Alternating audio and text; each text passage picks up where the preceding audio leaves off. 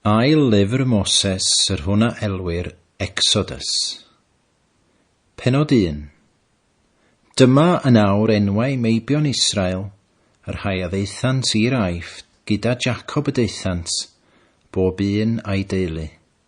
Reuben, Simeon, Levi a Jiwda. Isachar, Sabulon a Benjamin. Dan a Naphtali, Gad ac Aser. A'r holl eneidiau a ddeithant allan o gorff Jacob oedd ddeng enaid a thrigain. A Joseph oedd yn yr Aifft. A Joseph a fu farw a'i holl frodyr a'r holl genhedlaeth honno. A phlant Israel a Hiliasant ac a gynaddasant, amlhasant hefyd a chryfhasant yn ddirfawrodiaeth, a'r wlad a lanwyd ohonynt. Yna y cyfododd brenin newydd yn yr Aifft, yr hwn nid adnabiasau mo Joseph. Ac efe a ddywedodd wrth ei bobl, wele bobl plant Israel yn amlach ac yn gryfach na'n ni.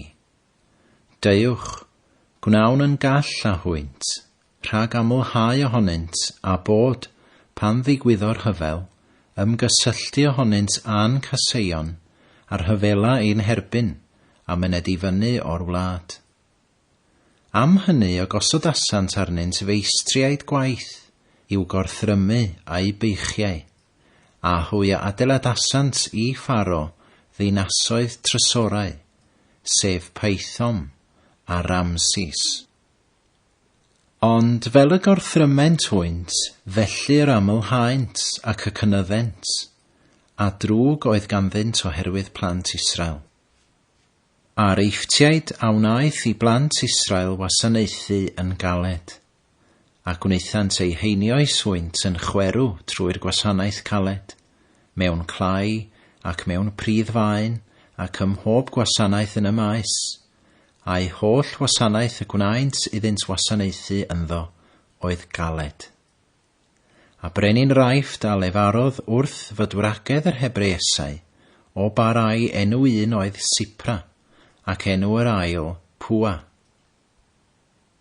Ac efe a ddywedodd, pan fyddwch fydwragedd i'r Hebreesau, a gweled ohonynt hwynt yn esgor, os mab fydd, lleddwch ef, ond os merch, bydded fyw. Hynny y bydwragedd a ofnasant ddew, ac ni wnaethant yn ôl yr hyn a ddywedasau brenin yr Aifft wrthynt, eithyr cadwasant y bechgyn yn fyw.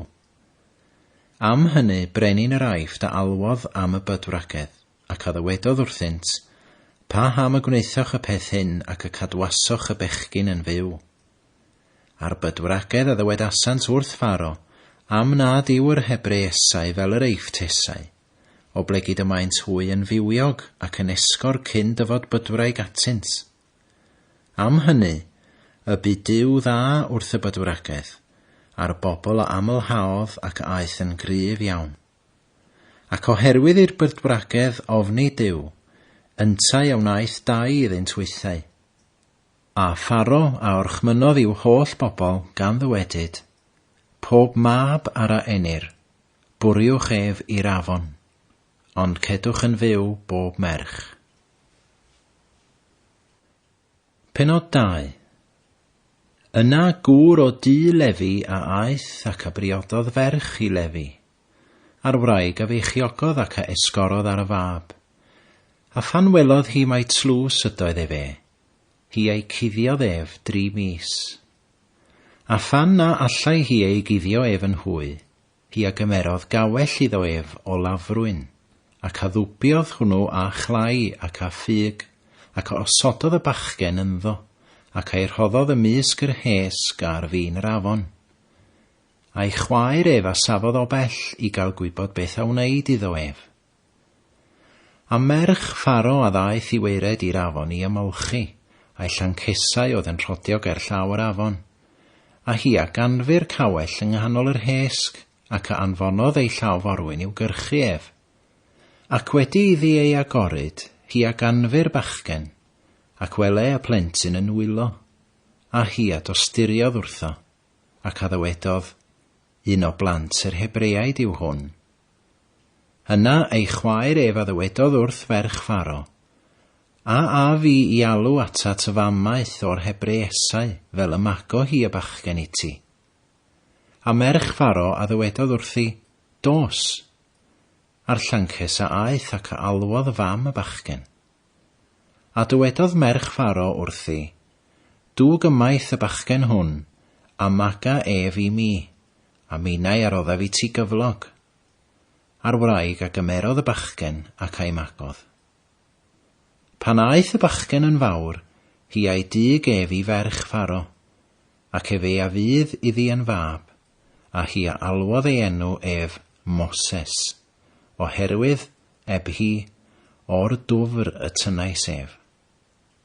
A bu yn y dyddiau hynny, pan aeth Moses yn fawr, fyned ohono allan at ei frodyr, ac edrych ar ei beichiau hwynt, a gweled eifftiwr yn taro Hebrewr, un o'i frodyr.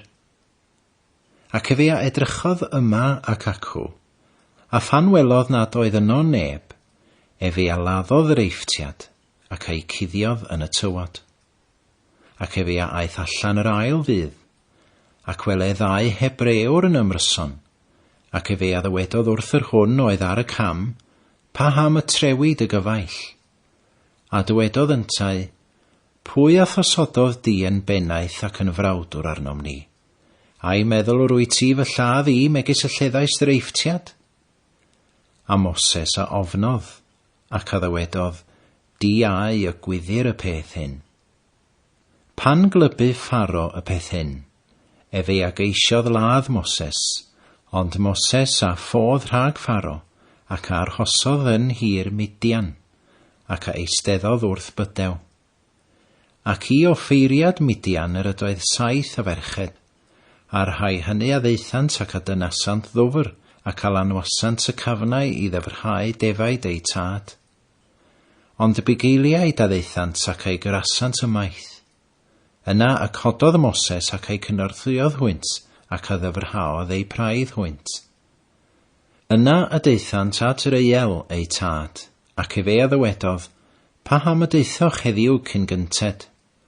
A hwy a ddywedasant, eifftrwr anhachubodd ni o law y bugeiliaid, a chan dynnu a dynodd ddwfr hefyd I ni, ac a ddyfrhaodd y praidd.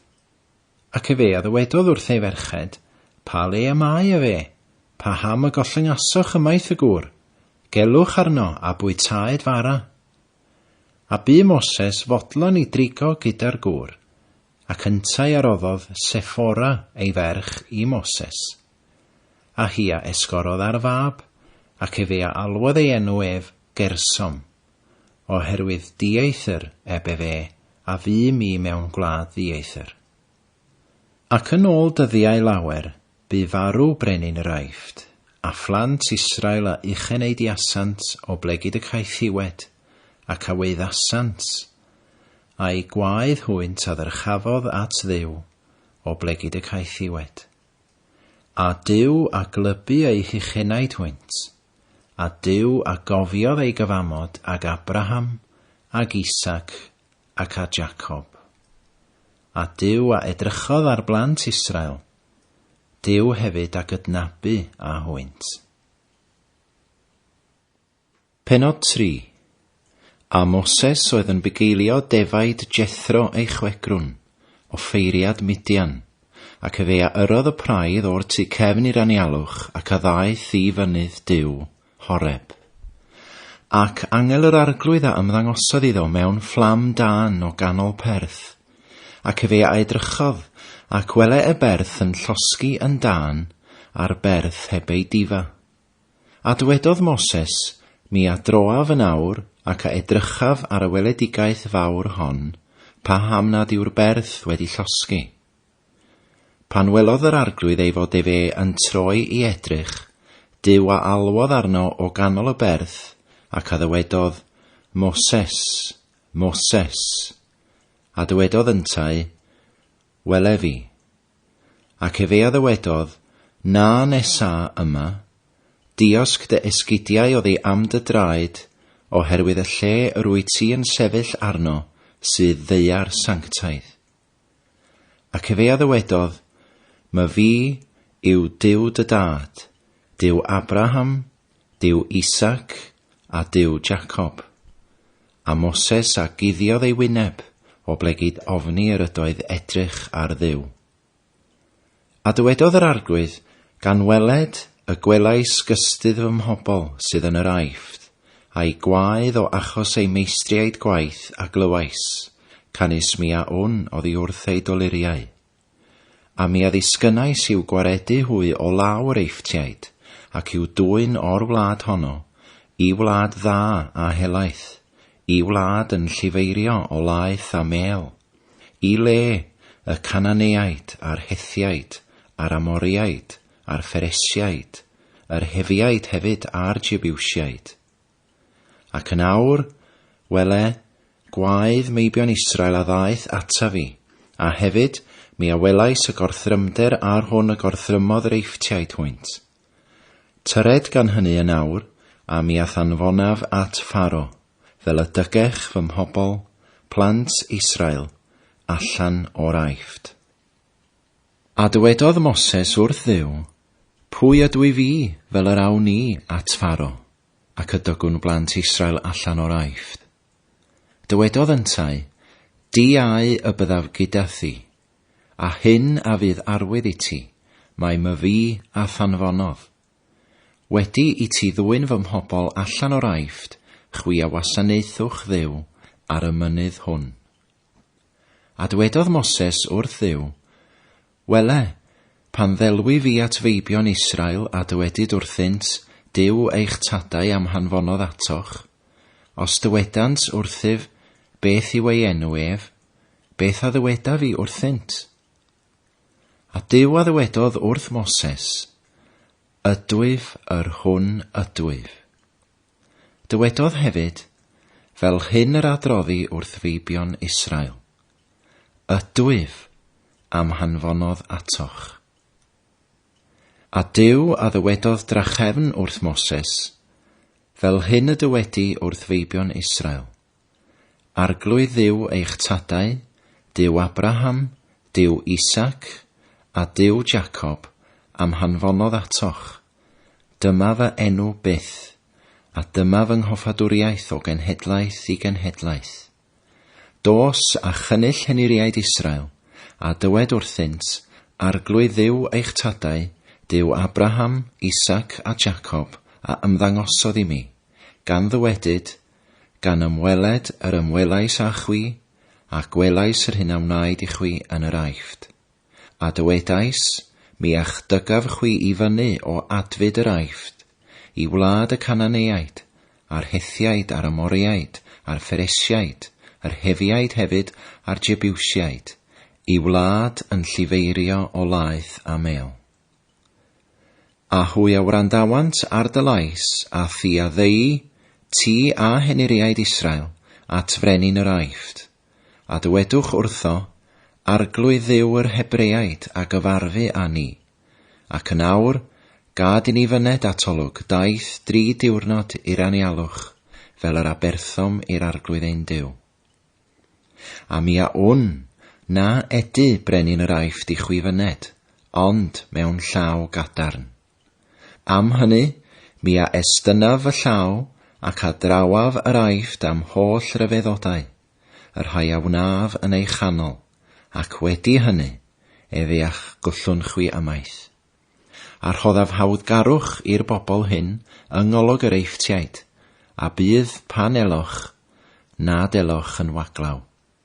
Ond pob gwraig a fenthycia gan ei chymdoges, a chan yr hon fyddo yn cytal a hi, ddodrefn arian a dodrefn aer a gwisgoedd, a chwiau gosodwch hwynt am eich meibion ac am eich merched, ac a ysbeiliwch yr Eifftiaid. Pennod 4. A Moses a atebodd ac a ddywedodd, "Eto, wele, ni chredant i mi, ac ni wrandawant ar fy llais, ond dywedant, nid ymddangosodd yr arglwydd i ti." A'r arglwydd a ddywedodd wrtho, "Beth sydd yn dy law?" Dywedodd yntai, "Gwialen." Ac efe a ddywedodd, tafl hi ar y ddaear, ac efe ei taflodd hi ar y ddaear, a hi aeth yn sarff, a Moses a giliodd rhagddi. Ar arglwydd hefyd a ddywedodd wrth Moses, estyn dy law ac ymafael yn ei llosgwrn hi, ac efe a estynodd ei law ac a ymaflodd ynddi, a hi a aeth yn wialen yn ei law ef. Fel y credant ymddangos i ti o arglwydd Dduw ei tadau, Duw Abraham, Duw Isac a Duw Jacob.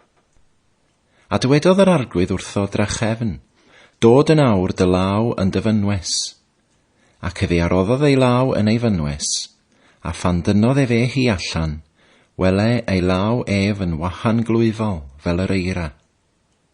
Ac efe a ddywedodd, dod eilwaith dy law yn dy fynwes. Ac efe arroddodd eilwaith ei law yn ei fynwes ac ei tynnodd hi allan o'i fynwes, ac wele, hi a droesau fel ei gnawd arall ef. A bydd, on i chredant i ti, ac on i brandawant ar lais yr arwydd cyntaf, eto, y credant i lais yr ail arwydd. A bydd, on i chredant hefyd i'r ddau arwydd hyn, ac on i brandawant ar dy lais, ti a gymeru o ddwfr yr afon ac ei tywellti ar y sychdir, a bydd y dyfroedd a gymerech o'r afon yn waed ar y tir sych.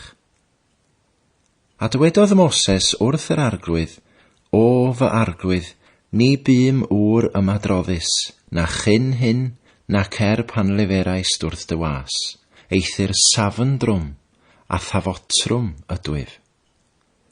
A dywedodd yr arglwydd wrtho, pwy a wnaeth enau i ddyn? Neu pwy a ordeiniodd fudan, neu fyddar, neu y neb sydd yn gweled, neu y dall? Onid my fi yr arglwydd? Am hynny, dos yn awr, a mi a fyddaf gydath enau, ac a ddysgaf i ti yr hyn a ddywedych. Dywedodd yntai, o fy arglwydd danfon a tolwg gyda'r hwn a ddanfonich. Ac enynodd digofaint yr arglwydd yn erbyn Moses, ac efe a ddywedodd, oni dyfrawd yw Aron y lefiad. Mi a o'n y medr efe lefaru yn groiw, ac wele efe yn dyfod allan i'th gyfarfod, a phan ythwelo efe a lawen ycha yn ei galon. Lle fara dithau wrtho ef, a gosod y geiriau hyn yn ei enau, a minnau a fyddaf gydath enau di, a chydau enau yntai, a dysgaf i chwi yr hyn a wneloch. A lle fared yntai troso ti wrth y bobl, ac felly y bydd efe yn lle gennau i ti, a thithau a fyddi yn lle Duw iddo yntai. Cymer hefyd y wialen hon yn dy law, yr hon y gwneud wirthiau a hi. A Moses a aeth ac a ddychwelodd at Jethro ei chwegrwn, ac a ddywedodd wrtho, gad i mi fyned at olwg, a dychwelyd at fy mrodyr sydd yn yr aifft, a gweled a dynt eto yn fyw. A dywedodd Jethro wrth Moses, dos mewn heddwch. A'r arglwydd a ddywedodd wrth Moses ym Midian, dos, dychwel i'r aifft, oherwydd bu feirw yr holl wir oedd yn ceisio dy einiais. A Moses a gymerth ei wraig a'i feibion ac ei gosododd hwynt ar asyn, ac a ddychwelodd i wlad yr aifft. Cymerodd Moses hefyd wialen Duw yn ei law. A dywedodd yr arglwydd wrth Moses, pan elych i ddychwelyd i'r aifft, gweli ti wneithir ger bron Pharo yr holl ryfeddodau a roddais yn dy law, ond mi a galedaf ei galon ef, fel na o llyngo ymaith y bobl. A dywed wrth Pharo, fel hyn y dywedodd yr arglwydd, fy mab i, sef yng nghyntaf anedig, yw Israel. A dywedais wrthynt, gollwng fy mab, fel ymgwasanaetho, ond os gwrthodi ei ollwng ef, wele, mi a laddaf dy fab di, sef dy gyntaf anedig. A bu ar y ffordd yn y llety, gyfarfod o'r arglwydd ag ef, a cheisio ei ladd ef. Ond Sephora a gymerth gyllell lem, ac adorodd ddienweidiad ei mab, ac ei bwriodd I gyffwrdd a'i draed ef, ac a ddywedodd, diau dy fod yn briod gweidlyd I mi. Ar arglwydd a beidiodd ag ef. Yna y dywedodd hi, priod gweidlyd wyt o blegyd yr enweidiad. A dywedodd yr arglwydd wrth Aaron, dos I gyfarfod â Moses i'r anialwch, ac fe a aeth ac a gyfarfu ag ef ym mynydd Duw, ac ei cusanodd ef. A Moses a fynegodd I Aaron holl eiriau yr arglwydd, yr hwn a'i hanfonasau ef, a'r arwyddion a orchmynasau ef iddo. A Moses ac Aaron a eithant ac a gynullasant holl eniriaid meibion Israel. Ac Aaron a dreithodd yr holl eiriau a leferasau'r arglwydd wrth Moses, ac a wnaeth yr arwyddion yng ngolwg y bobl. A chredodd y bobl, a phan glywsant ymweled o'r arglwydd a meibion Israel, ac iddo edrych ar ei gorthrymder, yna hwy a ymgrymasant ac a addolasant.